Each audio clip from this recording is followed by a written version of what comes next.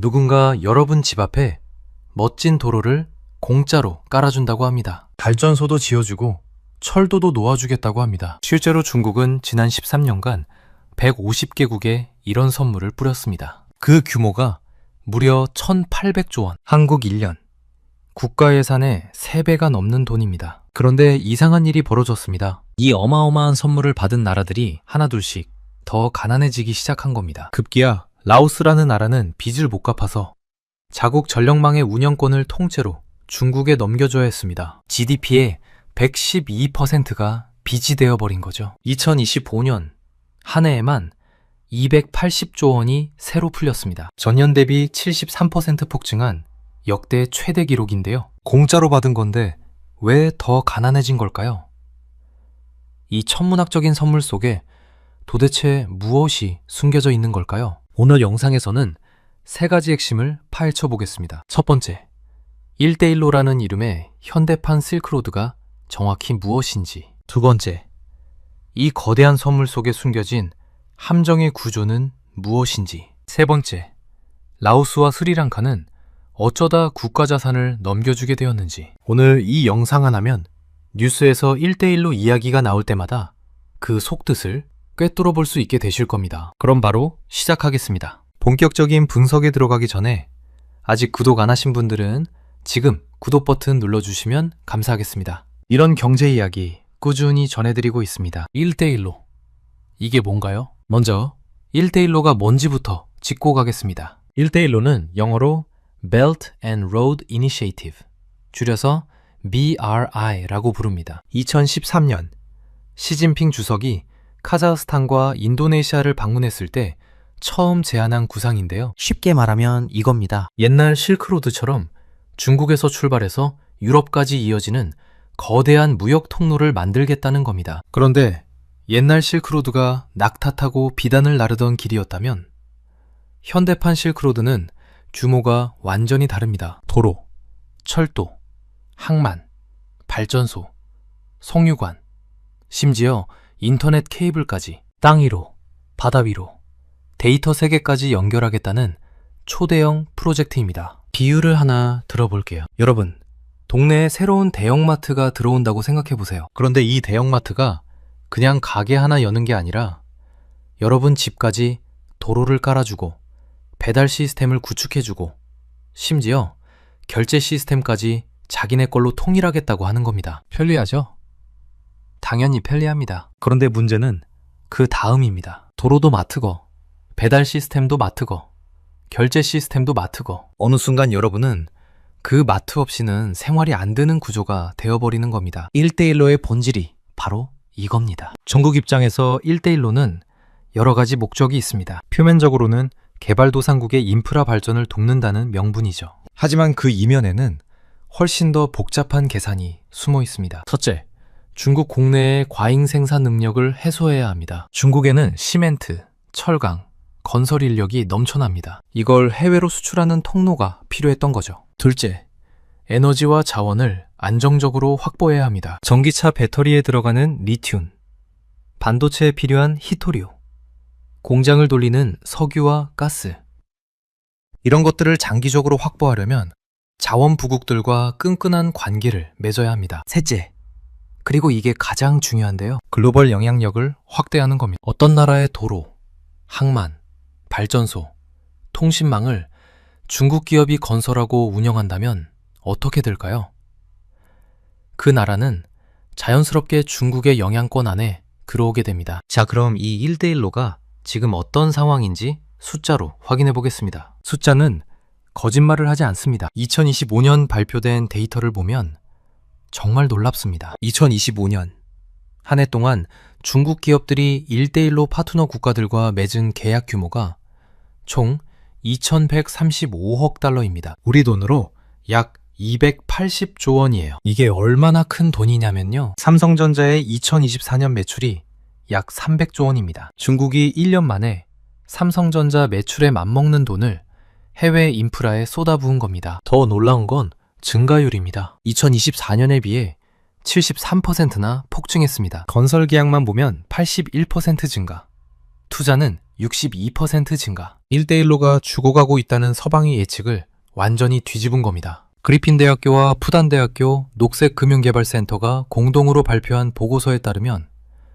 2013년부터 지금까지 누적된 1대1로 참여 규모는 1조 4천억 달러, 우리 돈으로 1,800조 원이 넘습니다. 참여국 수는 150개국입니다. 전 세계 국가가 약 195개국이니까 지구상 국가 4곳 중 3곳이 1대1로에 참여하고 있는 셈입니다. 그런데 여기서 주목해야 할 부분이 있습니다. 돈이 어디로 흘러가고 있느냐는 겁니다. 2025년 기준으로 가장 많은 돈이 들어간 분야는 에너지입니다. 전체의 43%, 939억 달러가 에너지 분야에 집중됐습니다. 그런데 재미있는 게 뭐냐면요. 이 에너지 투자가 가장 더럽고 동시에 가장 깨끗합니다. 무슨 말이냐고요? 석유와 가스 관련 투자가 715억 달러로 전년 대비 3배 이상 폭증했습니다. 나이지리아의 200억 달러 규모 가스 산업단지, 사우디아라비아의 가스 화력발전소 등 화석연료 투자가 역대급으로 늘어난 거죠. 동시에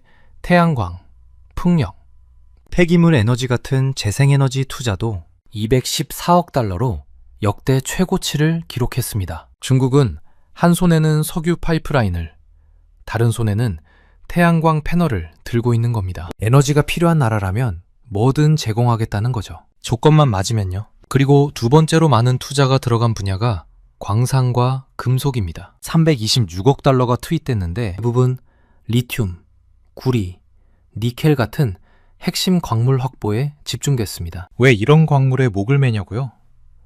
전기차 배터리, 스마트폰, 데이터 센터, 미래 산업의 핵심 원료이기 때문입니다. 중국은 지금 미래 먹거리의 재료를 전 세계에서 싹쓸이하고 있는 겁니다. 여기까지 들으면 이런 생각이 드실 수 있습니다. 중국이 투자하고 개발도상국은 인프라를 얻고 서로 윈윈 아닌가? 그런데 현실은 전혀 다릅니다. 바로 여기서 부채의 덫이라는 무서운 함정이 등장합니다. 첫 번째 함정, 공짜가 아닙니다. 1대1로의 첫 번째 함정은 이겁니다. 공짜처럼 보이지만 전혀 공짜가 아닙니다. 비유를 들어볼게요. 옆집 부자 아저씨가 어느 날 찾아와서 이렇게 말합니다. 야, 너희 집 마당에 내가 아주 멋진 정원을 만들어줄게. 분수대도 놓고 조명도 달고 산책로도 만들어줄게. 돈은 나중에 천천히 갚으면 돼. 솔깃하죠?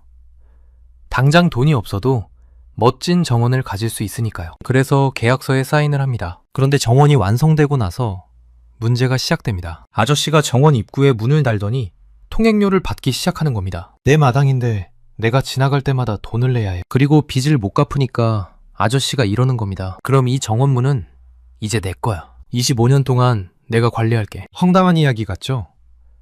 그런데 이게 실제로 라오스에서 벌어진 일입니다. 라오스는 동남아시아의 작은 내륙 국가입니다. 인구 700만 명 정도 되는 나라인데 이 나라에는 원대한 꿈이 있었습니다. 바로 동남아시아의 배터리가 되겠다는 거였어요. 라오스에는 메콩강이 흐릅니다. 이 강에 댐을 잔뜩 지어서 전기를 만들고 그 전기를 주변 나라들에 팔겠다는 계획이었죠. 꿈은 좋았습니다. 문제는 돈이 없었다는 거예요. 그때 중국이 손을 내밀었습니다. 댐 지어줄게. 철도도 놓아줄게. 발전소도 세워줄게. 돈은 나중에 갚으면 돼. 라오스는 중국의 제안을 받아들였습니다. 중국 수출입은행과 중국 개발은행에서 돈을 빌려 댐을 짓고 라오스 중국 철도를 건설하고 송전시설을 확충했습니다. 2016년에는 60억 달러짜리 라오스 중국 철도 프로젝트가 시작됐습니다. 라오스 수도 비엔티안에서 중국 윈난성까지 연결하는 철도인데 이 비용이 당시 라오스 GDP의 거의 절반에 해당하는 규모였습니다. 문제는 빌린 돈에는 이자가 붙는다는 겁니다. 그것도 꽤 높은 이자가요. 세계은행이나 아시아개발은행 같은 곳에서 빌리면 금리가 2에서 3% 수준입니다. 그런데 중국 정책은행에서 빌리면 5에서 7%, 심하면 그 이상 되는 경우도 있습니다. 게다가 상환기간도 짧습니다. 서방개발은행은 20년에서 30년에 걸쳐 천천히 갚게 해주는데 중국 사과는 10년에서 15년 안에 갚아야 하는 경우가 많습니다. 라오스의 상황을 숫자로 보겠습니다. 2025년 4월 기준 라오스의 공공부채와 정부 보증부채를 합치면 GDP의 112%입니다. 약 170억 달러, 우리 돈으로 22조 원이 넘습니다. 이 중 절반에 가까운 51억 달러가 중국에 진 빚입니다. 그런데 여기서 더 무서운 일이 벌어졌습니다. 2022년에 라오스 화폐인 키파 가치가 달러 대비 반토막이 난 겁니다. 이게 왜 치명적이냐면요. 라오스가 빌린 돈은 달러로 표시되어 있습니다. 빌린 돈은 그대로인데 키파 가치가 반으로 떨어지면 어떻게 될까요? 갚아야 할 금액이 2배로 뛰는 겁니다. 100만 원 빌렸는데 갑자기 200만 원 갚으라는 것과 똑같은 상황이에요. 결국 라오스는 빚을 갚을 수 없게 됐습니다. 그리고 2020년 중국 남방전력망 공사가 라오스 국영전력회사에 송전망 운영권 90% 지분을 25년간 임차하는 계약을 체결했습니다. 쉽게 말하면 이겁니다. 빚을 돈으로 못 갚으니까 전력망 운영권으로 대신 갚은 거예요. 라오스 사람들이 쓰는 전기의 수입과 수출을 이제 중국 기업이 관리하게 된 겁니다. 자, 여기서 한번 정리해 볼게요. 라오스가 왜 이 지경이 됐을까요? 하나, 빌린 돈의 금리가 높았습니다. 둘, 갚아야 할 기간이 짧았습니다. 셋, 자국 화폐 가치가 폭락했습니다. 이 세 가지가 겹치면서 부채가 눈덩이처럼 불어난 겁니다. 이게 바로 부채의 덫입니다. 선물처럼 보이는 인프라가 사실은 올감이었던 거죠. 두 번째 함정은 더 교묘합니다. 바로 자원담보부 딜이라는 겁니다. 이번에도 비유를 들어볼게요. 백화점 사장님이 어느 날 여러분에게 특별한 신용카드를 줍니다. 한도 무제한 신용카드예요. 우리 매장에서 공구랑 재료를 마음껏 사. 트랙터도 사고 비료도 사고 농기계도 다 사. 대신 조건이 있습니다. 카드값을 현금으로 낼 필요는 없어. 대신 네가 그 공구로 농사지은 쌀이랑 고구마를 앞으로 20년간 우리 백화점에만 싸게 팔아. 시장 가격보다 30% 싸게. 처음에는 좋아 보입니다. 당장 돈 없이도 필요한 걸 다 살 수 있으니까요. 그런데 20년 후에 어떻게 될까요? 여러분이 아무리 농사를 잘 지어도 수확물의 상당 부분이 이미 백화점 것입니다. 시장이 비싸게 팔 자유도 없어요. 이게 바로 자원담보부 딜의 구조입니다. 실제 사례를 보겠습니다. 아프리카의 콩고 민주공화국은 구리와 코발트가 풍부한 나라입니다. 특히 코발트는 전기차 배터리의 핵심 원료인데 전 세계 생산량의 70%가 이 나라에서 나옵니다. 중국은 콩고에 인프라를 쥐어주면서 대가로 구리와 코발트의 장기 공급 계약을 맺었습니다. 도로 깔아줄게. 대신 앞으로 20년간 광물 싸게 줘. 비슷한 사례가 전 세계에서 벌어지고 있습니다. 나이지리아에서는 200억 달러 규모의 가스 산업단지를 중국이 건설하고 있는데 여기서 생산되는 가스의 상당 부분이 중국으로 향하게 됩니다. 카자흐스탄에서는 광물 처리 시설에 100억 달러 이상이 투자됐습니다. 역시 생산된 광물은 중국 기업이 우선적으로 가져갑니다. 중국 입장에서 이 구조의 장점이 뭘까요? 돈을 못 갚아도 괜찮습니다. 어차피 자원으로 받으면 되니까요. 리스크가 거의 없는 거래인 겁니다. 반면 차익국 입장에서는 어떨까요?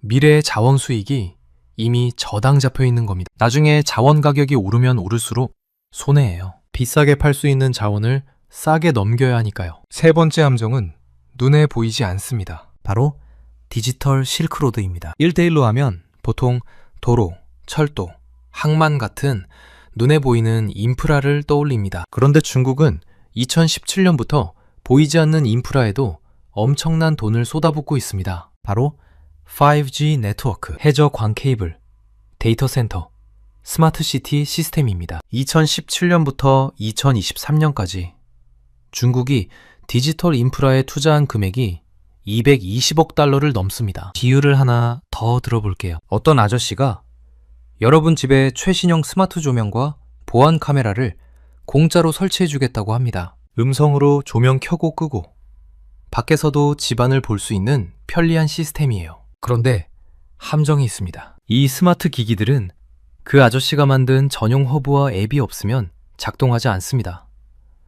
나중에 조명 하나를 바꾸고 싶어도 아저씨네 제품만 써야 해요. 그리고 아저씨는 앱을 통해 여러분 집 현관문이 언제 열리고 닫히는지 다 알 수 있습니다. 이게 바로 디지털 실크로드를 통해 벌어지고 있는 일입니다. 현재 중국 기업들이 스마트 시티 시스템을 수출한 나라가 106개국입니다. 화웨이, ZTE, 하이크비전 같은 중국 기술 대기업들이 5G 네트워크와 AI 기반 감시 시스템을 패키지로 제공하고 있습니다. 파키스탄의 이슬라마바드와 라오르에는 25억 달러 규모의 도시 감시 및 네트워크 인프라가 구축됐습니다. 말레이시아의 멜라카 게이트웨이에는 105억 달러 규모의 스마트 시티 프로젝트가 진행 중입니다. 문제는 뭘까요? 이런 시스템을 도입한 나라들은 자연스럽게 중국 기술 표준에 종속됩니다. 나중에 다른 나라 기술로 바꾸고 싶어도 호환이 안 돼요. 처음부터 다시 깔아야 합니다. 게다가 데이터 주권 문제도 있습니다. 중국 기업이 만든 시스템이니까 그 시스템을 통해 오가는 데이터에 중국이 접근할 수 있다는 우려가 계속 제기되고 있습니다. 서구권에서는 이를 무기화된 상호 의존성이라고 부릅니다. 편리함을 제공하면서 동시에 종속 구조를 만들어내는 전략이라는 거죠. 네 번째 함정은 금리 구조 자체에 있습니다. 아까 잠깐 언급했지만 다시 한번 강조하겠습니다. 세계은행이나 IMF 같은 국제금융기관에서 개발도상국에 돈을 빌려줄 때는 금리가 2에서 3% 수준입니다. 상환기간도 20년에서 30년으로 길게 잡아줍니다. 그런데 중국 정책은행의 차관은 다릅니다. 금리가 5에서 7%, 상환기간은 10년에서 15년인 경우가 많습니다. 여기서 복리의 마법이 작동합니다. 아니, 복리의 저주라고 해야 할까요? 누구나 쉽게 계산할 수 있습니다. 100억 원을 빌렸다고 가정해 볼게요. 금리 3%, 20년 상환이면 총 상환액은 약 180억 원입니다. 금리 7%, 15년 상환이면 총 상환액은 약 310억 원입니다. 같은 돈을 빌렸는데 갚아야 할 총액이 거의 2배 차이 나는 거예요. 이 차이가 국가 단위로 가면 수조 원, 수십조 원이 됩니다. 파키스탄의 사례를 보겠습니다. 파키스탄은 1대1로의 핵심 파트너입니다. 중국 파키스탄 경제회랑, 시페크라고 불리는 프로젝트가 대표적인데 총 620억 달러 규모로 1대1로 단일 프로젝트 중 최대입니다. 파키스탄의 대중부채가 2016년 76억 달러에서 2022년 265억 달러로 3배 이상 뛰었습니다. 현재 파키스탄 대외부채의 72% 이상이 중국에 집중되어 있습니다. 스리랑카도 마찬가지입니다. 한반토타 항구라는 유명한 사례가 있습니다. 중국 돈으로 지은 이 항구는 이용객이 거의 없어서 적자가 쌓였고 결국 스리랑카는 2017년에 이 항구의 운영권을 99년간 중국에 넘겨줘야 했습니다. 스리랑카는 2022년에 국가 부도를 선언했습니다. 지금은 부채 기반에서 지분 기반으로 관계가 바뀌고 있는데 쉽게 말하면 돈을 빌려주는 대신 아예 지분을 사겠다는 겁니다. 중국 시노팩이 한반토타에 45억 달러 규모의 정유 공장을 짓고 있습니다. 스리랑카 역사상 최대 규모의 외국인 직접 투자인데 이건 빌려주는 게 아니라 사는 겁니다. 돈 대신 나라의 일부를 파는 거죠. 자, 여기서 한 발짝 물러나서 큰 그림을 보겠습니다. 이런 일이 처음 있는 게 아닙니다. 역사를 보면 비슷한 패턴이 반복됐거든요. 19세기 후반 영국과 프랑스가 이집트에 수에즈 운하를 지어줬습니다. 물론 공짜가 아니었죠. 이집트는 운하 건설 비용을 감당하기 위해 엄청난 빚을 졌고 결국 빚을 못 갚아서 1875년에 수에즈 운하 지분을 영국에 넘겨야 했습니다. 그 후로 100년 가까이 수에즈 운하는 영국의 것이었습니다. 이집트가 되찾은 건 1956년이에요. 20세기 초반 라틴 아메리카에서도 비슷한 일이 벌어졌습니다. 미국의 대기업들이 바나나 농장, 광산, 철도를 건설해주면서 그 나라들의 경제를 장악했습니다. 바나나 공화국이라는 말이 여기서 나왔습니다. 지금 1대1로에서 벌어지는 일들이 이 역사와 놀랍도록 닮아 있습니다. 인프라를 지어주고 그 대가로 자원과 영향력을 가져가는 구조요. 다만 차이점이 있습니다. 규모가 비교할 수 없이 크다는 것, 그리고 디지털 기술까지 포함되어 있다는 것. 예전에는 철도와 항구였다면 지금은 5G 네트워크와 데이터 센터까지 포함됩니다. 눈에 보이지 않는 종속까지 만들어내는 거죠. 물론 서방 국가들도 손 놓고 있지만은 않습니다. 미국과 G7 국가들이 주도하는 PG2, 글로벌 인프라 투자 파트너십이라는 게 있습니다. 2027년까지 6천억 달러를 동원하겠다는 목표를 세웠어요. 대표적인 프로젝트가 로비토 해랑입니다. 앙골라와 콩고 민주공화국을 잇는 철도와 도로도로 도트워크인데 중국의 아프리카 광물 독점을 견제하려는 목적이 있습니다. 인도, 중동, 유럽을 잇는 IMEC이라는 프로젝트도 있습니다. 2023년에 발표됐는데 인도에서 UAE, 사우디아라비아를 거쳐 유럽까지 연결하는 선박 및 철도 네트워크입니다. 이 프로젝트들의 특징은 투명성과 환경 기준을 강조한다는 겁니다. 중국식 모델과 차별화를 시도하는 거죠. 그런데 현실적인 문제가 있습니다. 속도입니다. 중국은 결정하면 바로 실행합니다. 정부가 밀어붙이고 국영기업이 건설하고 정책은행이 돈을 댑니다.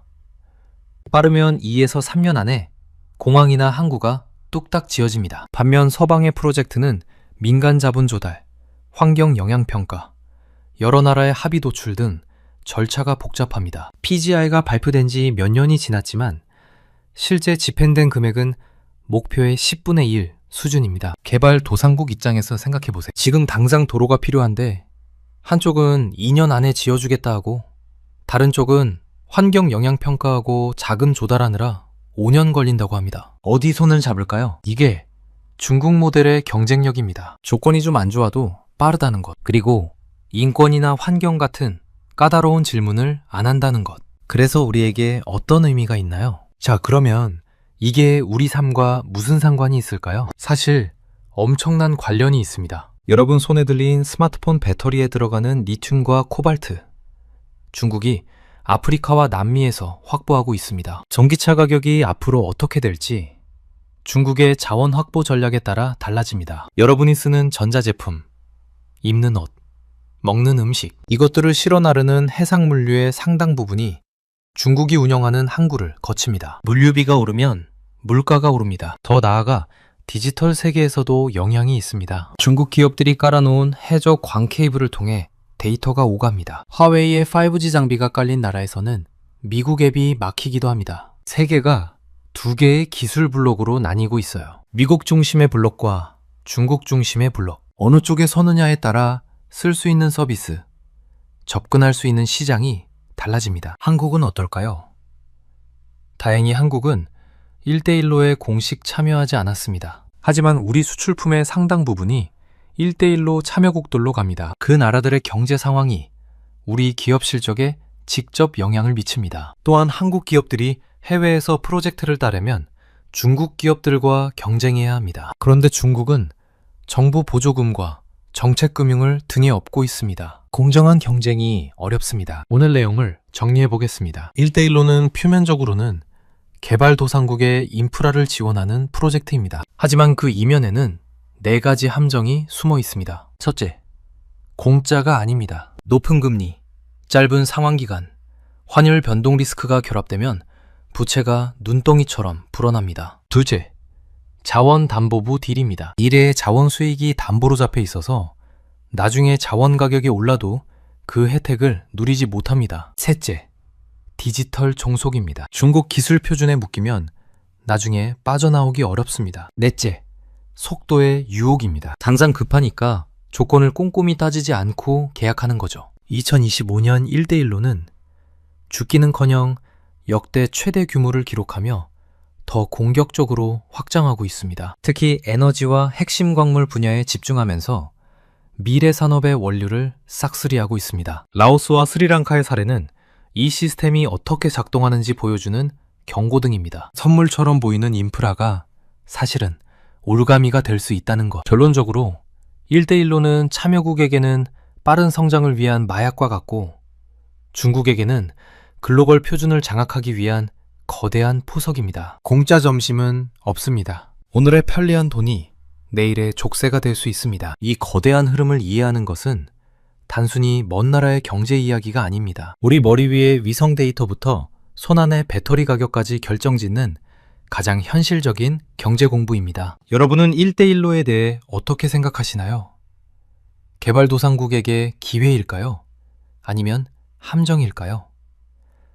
여러분의 생각을 댓글로 공유해 주시면 감사하겠습니다. 오늘 영상은 여기까지입니다. 긴 영상 시청해 주셔서 감사합니다. 구독과 좋아요 한 번씩만 눌러주시면 정말 크나큰 도움이 됩니다. 누군가 여러분 집 앞에 멋진 도로를 공짜로 깔아준다고 합니다. 발전소도 지어주고 철도도 놓아주겠다고 합니다. 실제로 중국은 지난 13년간 150개국에 이런 선물을 뿌렸습니다. 그 규모가 무려 1,800조 원. 한국 1년 국가 예산의 3배가 넘는 돈입니다. 그런데 이상한 일이 벌어졌습니다. 이 어마어마한 선물을 받은 나라들이 하나둘씩 더 가난해지기 시작한 겁니다. 급기야 라오스라는 나라는 빚을 못 갚아서 자국 전력망의 운영권을 통째로 중국에 넘겨줘야 했습니다. GDP의 112%가 빚이 되어버린 거죠. 2025년 한 해에만 280조 원이 새로 풀렸습니다. 전년 대비 73% 폭증한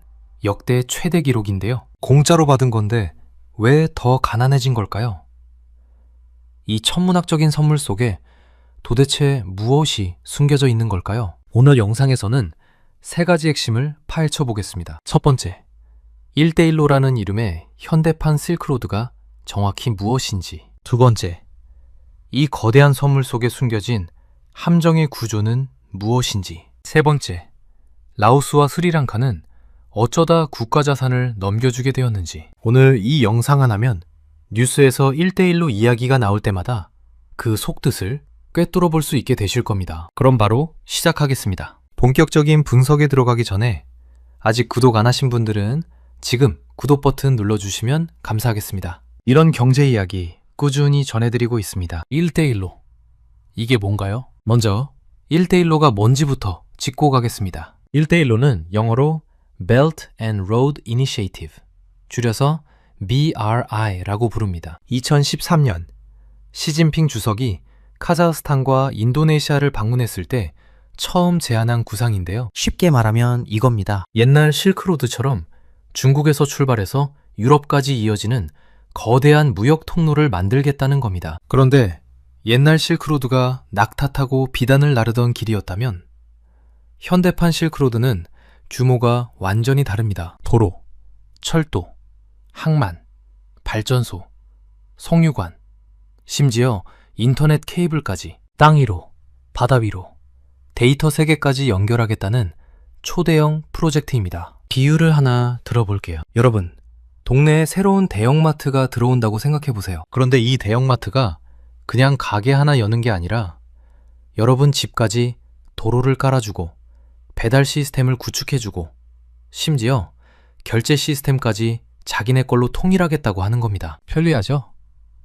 당연히 편리합니다. 그런데 문제는 그 다음입니다. 도로도 마트거, 배달 시스템도 마트거, 결제 시스템도 마트거. 어느 순간 여러분은 그 마트 없이는 생활이 안 되는 구조가 되어버리는 겁니다. 1대1로의 본질이 바로 이겁니다. 중국 입장에서 1대1로는 여러 가지 목적이 있습니다. 표면적으로는 개발도상국의 인프라 발전을 돕는다는 명분이죠. 하지만 그 이면에는 훨씬 더 복잡한 계산이 숨어 있습니다. 첫째, 중국 국내의 과잉 생산 능력을 해소해야 합니다. 중국에는 시멘트, 철강, 건설 인력이 넘쳐납니다. 이걸 해외로 수출하는 통로가 필요했던 거죠. 둘째, 에너지와 자원을 안정적으로 확보해야 합니다. 전기차 배터리에 들어가는 리튬, 반도체에 필요한 히토리오, 공장을 돌리는 석유와 가스. 이런 것들을 장기적으로 확보하려면 자원 부국들과 끈끈한 관계를 맺어야 합니다. 셋째, 그리고 이게 가장 중요한데요. 글로벌 영향력을 확대하는 겁니다. 어떤 나라의 도로, 항만, 발전소, 통신망을 중국 기업이 건설하고 운영한다면 어떻게 될까요? 그 나라는 자연스럽게 중국의 영향권 안에 들어오게 됩니다. 자, 그럼 이 1대1로가 지금 어떤 상황인지 숫자로 확인해 보겠습니다. 숫자는 거짓말을 하지 않습니다. 2025년 발표된 데이터를 보면 정말 놀랍습니다. 2025년 한 해 동안 중국 기업들이 1대1로 파트너 국가들과 맺은 계약 규모가 총 2,135억 달러입니다. 우리 돈으로 약 280조 원이에요. 이게 얼마나 큰 돈이냐면요. 삼성전자의 2024년 매출이 약 300조 원입니다. 중국이 1년 만에 삼성전자 매출에 맞먹는 돈을 해외 인프라에 쏟아부은 겁니다. 더 놀라운 건 증가율입니다. 2024년에 비해 73%나 폭증했습니다. 건설 계약만 보면 81% 증가, 투자는 62% 증가. 1대1로가 죽어가고 있다는 서방의 예측을 완전히 뒤집은 겁니다. 그리핀 대학교와 푸단 대학교 녹색금융개발센터가 공동으로 발표한 보고서에 따르면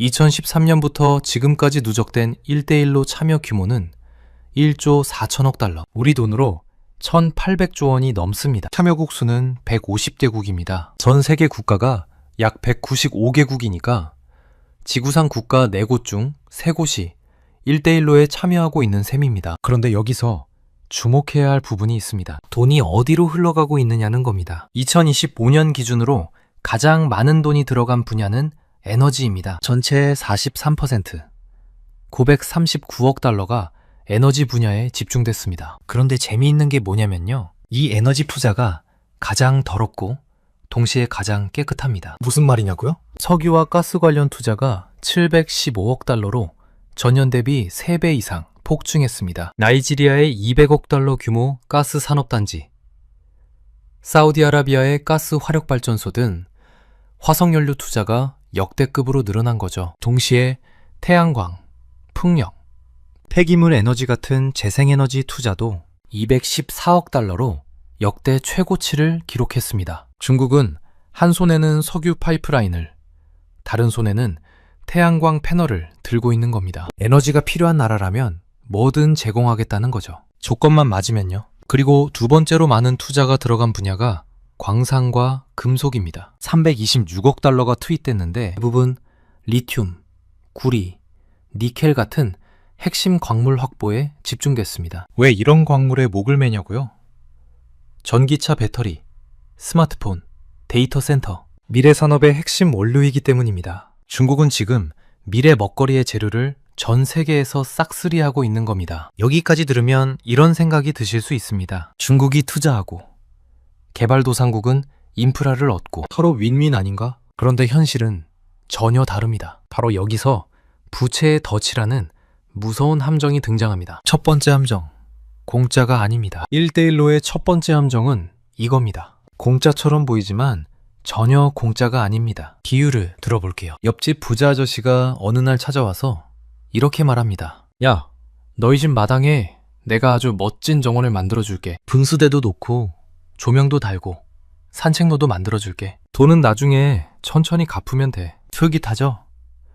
당장 돈이 없어도 멋진 정원을 가질 수 있으니까요. 그래서 계약서에 사인을 합니다. 그런데 정원이 완성되고 나서 문제가 시작됩니다. 아저씨가 정원 입구에 문을 달더니 통행료를 받기 시작하는 겁니다. 내 마당인데 내가 지나갈 때마다 돈을 내야 해. 그리고 빚을 못 갚으니까 아저씨가 이러는 겁니다. 그럼 이 정원문은 이제 내 거야. 25년 동안 내가 관리할게. 황당한 이야기 같죠?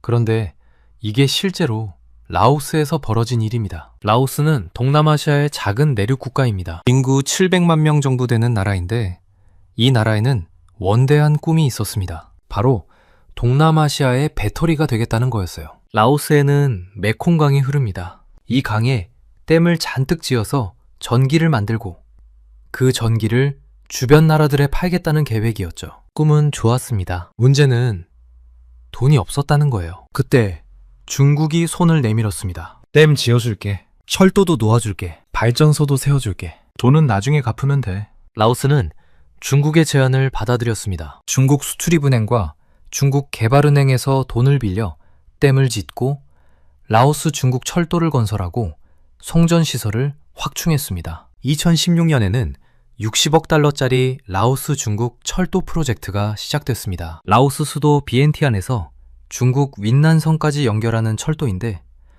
이 비용이 당시 라오스 GDP의 거의 절반에 해당하는 규모였습니다. 문제는 빌린 돈에는 이자가 붙는다는 겁니다. 그것도 꽤 높은 이자가요. 세계은행이나 아시아개발은행 같은 곳에서 빌리면 금리가 2에서 3% 수준입니다. 그런데 중국 정책은행에서 빌리면 5에서 7%, 심하면 그 이상 되는 경우도 있습니다. 게다가 상환기간도 짧습니다. 서방개발은행은 20년에서 30년에 걸쳐 천천히 갚게 해주는데 중국 사과는 10년에서 15년 안에 갚아야 하는 경우가 많습니다. 라오스의 상황을 숫자로 보겠습니다. 2025년 4월 기준 라오스의 공공부채와 정부 보증부채를 합치면 GDP의 112%입니다. 약 170억 달러.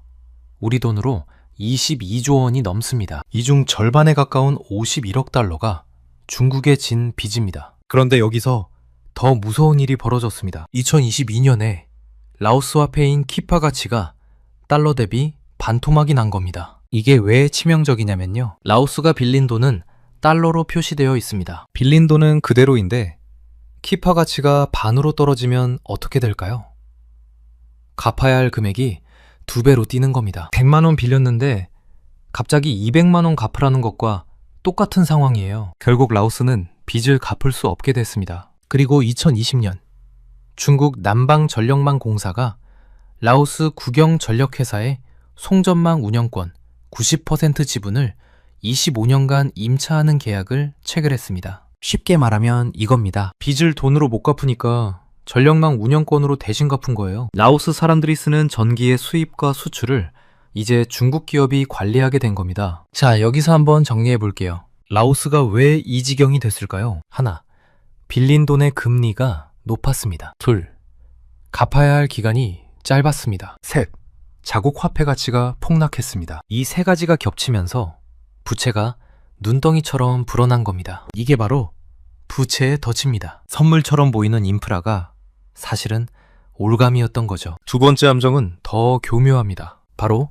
자원담보부 딜이라는 겁니다. 이번에도 비유를 들어볼게요. 백화점 사장님이 어느 날 여러분에게 특별한 신용카드를 줍니다. 한도 무제한 신용카드예요. 우리 매장에서 공구랑 재료를 마음껏 사. 트랙터도 사고 비료도 사고 농기계도 다 사. 대신 조건이 있습니다. 카드값을 현금으로 낼 필요는 없어. 대신 네가 그 공구로 농사지은 쌀이랑 고구마를 앞으로 20년간 우리 백화점에만 싸게 팔아. 시장 가격보다 30% 싸게. 처음에는 좋아 보입니다. 당장 돈 없이도 필요한 걸 다 살 수 있으니까요. 그런데 20년 후에 어떻게 될까요?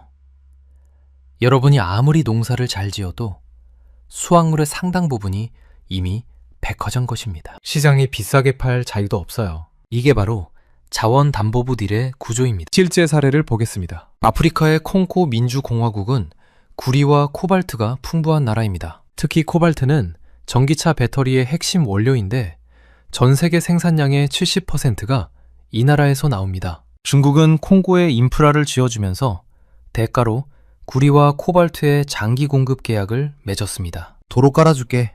대신 앞으로 20년간 광물 싸게 줘. 비슷한 사례가 전 세계에서 벌어지고 있습니다. 나이지리아에서는 200억 달러 규모의 가스 산업단지를 중국이 건설하고 있는데 여기서 생산되는 가스의 상당 부분이 중국으로 향하게 됩니다. 카자흐스탄에서는 광물 처리 시설에 100억 달러 이상이 투자됐습니다. 역시 생산된 광물은 중국 기업이 우선적으로 가져갑니다. 중국 입장에서 이 구조의 장점이 뭘까요?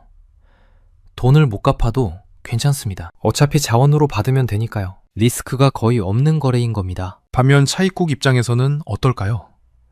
미래의 자원 수익이 이미 저당 잡혀 있는 겁니다. 나중에 자원 가격이 오르면 오를수록 손해예요. 비싸게 팔 수 있는 자원을 싸게 넘겨야 하니까요. 세 번째 함정은 눈에 보이지 않습니다. 바로 디지털 실크로드입니다. 1대1로 하면 보통 도로, 철도, 항만 같은 눈에 보이는 인프라를 떠올립니다. 그런데 중국은 2017년부터 보이지 않는 인프라에도 엄청난 돈을 쏟아붓고 있습니다. 바로 5G 네트워크, 해저 광 케이블, 데이터 센터, 스마트 시티 시스템입니다. 2017년부터 2023년까지 중국이 디지털 인프라에 투자한 금액이 220억 달러를 넘습니다. 비유를 하나 더 들어볼게요. 어떤 아저씨가 여러분 집에 최신형 스마트 조명과 보안 카메라를 공짜로 설치해 주겠다고 합니다. 음성으로 조명 켜고 끄고 밖에서도 집안을 볼 수 있는 편리한 시스템이에요. 그런데 함정이 있습니다. 이 스마트 기기들은 그 아저씨가 만든 전용 허브와 앱이 없으면 작동하지 않습니다. 나중에 조명 하나를 바꾸고 싶어도 아저씨네 제품만 써야 해요. 그리고 아저씨는 앱을 통해 여러분 집 현관문이 언제 열리고 닫히는지 다 알 수 있습니다. 이게 바로 디지털 실크로드를 통해 벌어지고 있는 일입니다. 현재 중국 기업들이 스마트 시티 시스템을 수출한 나라가 106개국입니다. 화웨이, ZTE, 하이크비전 같은 중국 기술 대기업들이 5G 네트워크와 AI 기반 감시 시스템을 패키지로 제공하고 있습니다. 파키스탄의 이슬라마바드와 라오르에는 25억 달러 규모의 도시 감시 및 네트워크 인프라가 구축됐습니다. 말레이시아의 멜라카 게이트웨이에는 105억 달러 규모의 스마트 시티 프로젝트가 진행 중입니다. 문제는 뭘까요?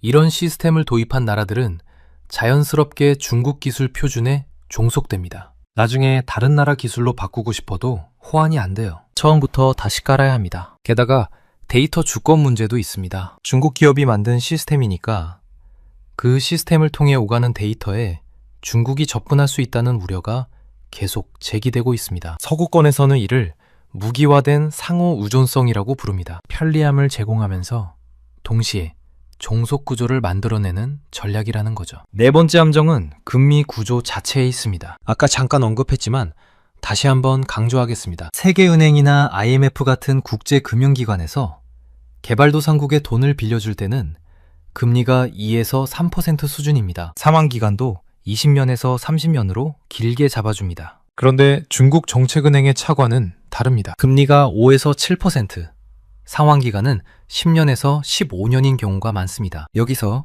복리의 마법이 작동합니다. 아니, 복리의 저주라고 해야 할까요? 누구나 쉽게 계산할 수 있습니다. 100억 원을 빌렸다고 가정해 볼게요. 금리 3%, 20년 상환이면 총 상환액은 약 180억 원입니다. 금리 7%, 15년 상환이면 총 상환액은 약 310억 원입니다. 같은 돈을 빌렸는데 갚아야 할 총액이 거의 2배 차이 나는 거예요. 이 차이가 국가 단위로 가면 수조 원, 수십조 원이 됩니다. 파키스탄의 사례를 보겠습니다. 파키스탄은 1대1로의 핵심 파트너입니다. 중국 파키스탄 경제회랑, CPEC라고 불리는 프로젝트가 대표적인데 총 620억 달러 규모로 1대1로 단일 프로젝트 중 최대입니다. 파키스탄의 대중부채가 2016년 76억 달러에서 2022년 265억 달러로 3배 이상 뛰었습니다. 현재 파키스탄 대외부채의 72% 이상이 중국에 집중되어 있습니다. 스리랑카도 마찬가지입니다. 한반토타 항구라는 유명한 사례가 있습니다. 중국 돈으로 지은 이 항구는 이용객이 거의 없어서 적자가 쌓였고 결국 스리랑카는 2017년에 이 항구의 운영권을 99년간 중국에 넘겨줘야 했습니다. 스리랑카는 2022년에 국가 부도를 선언했습니다. 지금은 부채 기반에서 지분 기반으로 관계가 바뀌고 있는데 쉽게 말하면 돈을 빌려주는 대신 아예 지분을 사겠다는 겁니다. 중국 시노팩이 한반토타에 45억 달러 규모의 정유 공장을 짓고 있습니다. 스리랑카 역사상 최대 규모의 외국인 직접 투자인데 이건 빌려주는 게 아니라 사는 겁니다. 돈 대신 나라의 일부를 파는 거죠. 자, 여기서 한 발짝 물러나서 큰 그림을 보겠습니다. 이런 일이 처음 있는 게 아닙니다. 역사를 보면 비슷한 패턴이 반복됐거든요. 19세기 후반 영국과 프랑스가 이집트에 수에즈 운하를 지어줬습니다. 물론 공짜가 아니었죠. 이집트는 운하 건설 비용을 감당하기 위해 엄청난 빚을 졌고 결국 빚을 못 갚아서 1875년에 수에즈 운하 지분을 영국에 넘겨야 했습니다. 그 후로 100년 가까이 수에즈 운하는 영국의 것이었습니다. 이집트가 되찾은 건 1956년이에요. 20세기 초반 라틴 아메리카에서도 비슷한 일이 벌어졌습니다. 미국의 대기업들이 바나나 농장, 광산, 철도를 건설해주면서 그 나라들의 경제를 장악했습니다. 바나나 공화국이라는 말이 여기서 나왔습니다. 지금 1대1로에서 벌어지는 일들이 이 역사와 놀랍도록 닮아 있습니다. 인프라를 지어주고 그 대가로 자원과 영향력을 가져가는 구조요. 다만 차이점이 있습니다. 규모가 비교할 수 없이 크다는 것, 그리고 디지털 기술까지 포함되어 있다는 것. 예전에는 철도와 항구였다면 지금은 5G 네트워크와 데이터 센터까지 포함됩니다. 눈에 보이지 않는 종속까지 만들어내는 거죠. 물론 서방 국가들도 손 놓고 있지만은 않습니다. 미국과 G7 국가들이 주도하는 PG2, 글로벌 인프라 투자 파트너십이라는 게 있습니다. 2027년까지 6천억 달러를 동원하겠다는 목표를 세웠어요. 대표적인 프로젝트가 로비토 해랑입니다. 앙골라와 콩고 민주공화국을 잇는 철도와 도로도로 도트워크인데 중국의 아프리카 광물 독점을 견제하려는 목적이 있습니다. 인도, 중동, 유럽을 잇는 IMEC이라는 프로젝트도 있습니다. 2023년에 발표됐는데 인도에서 UAE, 사우디아라비아를 거쳐 유럽까지 연결하는 선박 및 철도 네트워크입니다. 이 프로젝트들의 특징은 투명성과 환경 기준을 강조한다는 겁니다. 중국식 모델과 차별화를 시도하는 거죠. 그런데 현실적인 문제가 있습니다. 속도입니다. 중국은 결정하면 바로 실행합니다. 정부가 밀어붙이고 국영기업이 건설하고 정책은행이 돈을 댑니다.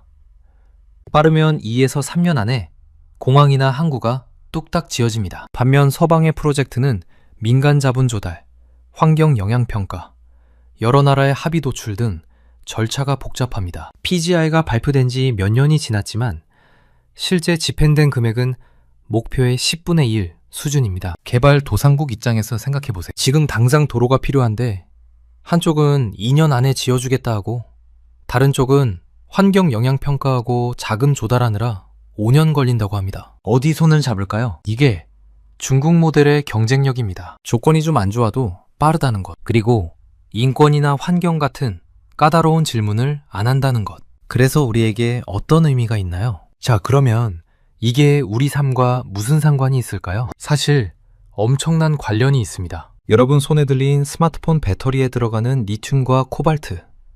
중국이 아프리카와 남미에서 확보하고 있습니다. 전기차 가격이 앞으로 어떻게 될지 중국의 자원 확보 전략에 따라 달라집니다. 여러분이 쓰는 전자제품, 입는 옷, 먹는 음식, 이것들을 실어 나르는 해상물류의 상당 부분이 중국이 운영하는 항구를 거칩니다. 물류비가 오르면 물가가 오릅니다. 더 나아가 디지털 세계에서도 영향이 있습니다. 중국 기업들이 깔아놓은 해저 광 케이블을 통해 데이터가 오갑니다. 화웨이의 5G 장비가 깔린 나라에서는 미국 앱이 막히기도 합니다. 세계가 두 개의 기술 블록으로 나뉘고 있어요. 미국 중심의 블록과 중국 중심의 블록. 어느 쪽에 서느냐에 따라 쓸 수 있는 서비스, 접근할 수 있는 시장이 달라집니다. 한국은 어떨까요?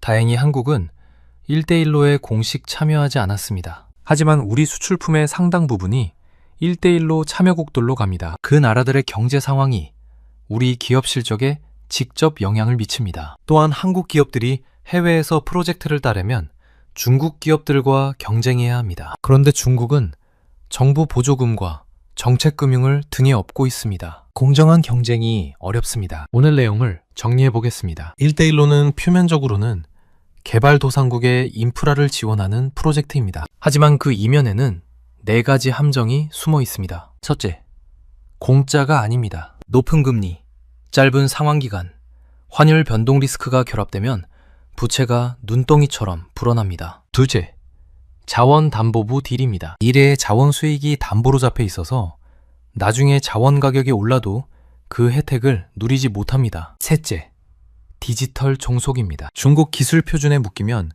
나중에 빠져나오기 어렵습니다. 넷째, 속도의 유혹입니다. 당장 급하니까 조건을 꼼꼼히 따지지 않고 계약하는 거죠. 2025년 1대1로는 죽기는커녕 역대 최대 규모를 기록하며 더 공격적으로 확장하고 있습니다. 특히 에너지와 핵심 광물 분야에 집중하면서 미래 산업의 원료를 싹쓸이하고 있습니다. 라오스와 스리랑카의 사례는 이 시스템이 어떻게 작동하는지 보여주는 경고등입니다. 선물처럼 보이는 인프라가 사실은 올가미가 될 수 있다는 것. 결론적으로 1대1로는 참여국에게는 빠른 성장을 위한 마약과 같고 중국에게는 글로벌 표준을 장악하기 위한 거대한 포석입니다. 공짜 점심은 없습니다. 오늘의 편리한 돈이 내일의 족쇄가 될 수 있습니다. 이 거대한 흐름을 이해하는 것은 단순히 먼 나라의 경제 이야기가 아닙니다. 우리 머리 위에 위성 데이터부터 손안의 배터리 가격까지 결정짓는